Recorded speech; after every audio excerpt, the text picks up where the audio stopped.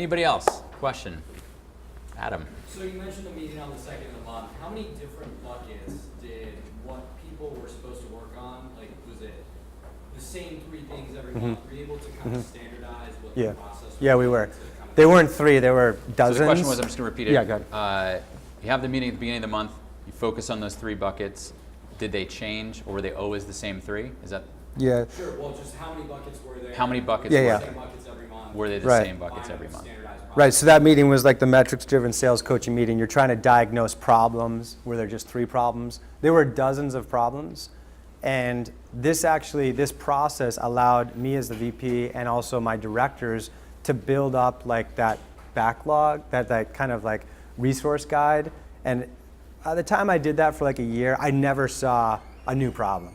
I mean, granted, there were dozens, but it always had happened before, and it was really interesting because I could be like, okay, Adam, what's going on with Steve? And you're like, Steve's really struggling with, he's just not making enough dials. I think it's a motivation issue. And you're like, you know what?